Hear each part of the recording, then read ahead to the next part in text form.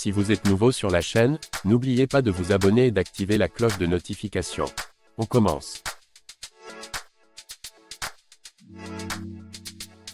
Quelques semaines après le départ fracassant de l'UFC de Francis Ngannou, c'est Jon Jones qui a récupéré tous les lauriers en terrassant Ciryl Gane en main event de l'UFC 285.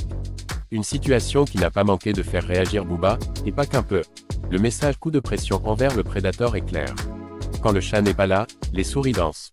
Roi incontesté de la division poids lourd il y a encore quelques mois, Francis Ngannou a décidé de claquer la porte de l'UFC suite à ses différends irréconciliables avec Dana White. Bilan, Jon Jones a signé un retour triomphant, a récupéré la ceinture, et s'est permis d'insulter le Camerounais sans aucun respect.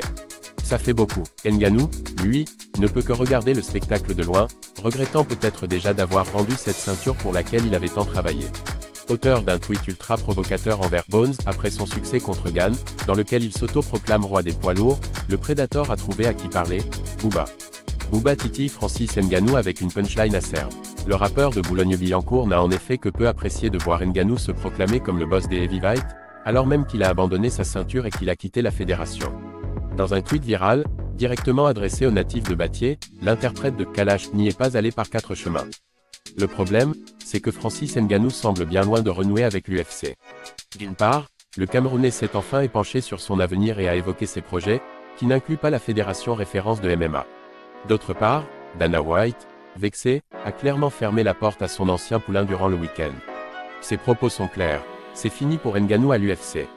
De leur côté, les fans salivent forcément à l'idée de voir les deux colosses croiser le fer, afin de déterminer une bonne fois pour toutes qui est le poids lourd le plus dominant de la planète.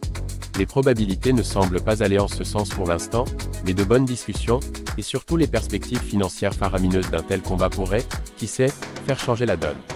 Booba n'a pas franchement apprécié que Francis Ngannou prenne la poudre d'escampette, et il a choisi de provoquer le Predator pour le pousser à revenir sur sa décision. Suffisant pour faire réfléchir le principal intéressé. Rien n'est moins sûr, mais tout mérite d'être tenté pour un hypothétique Jones versus Ngannou au sommet.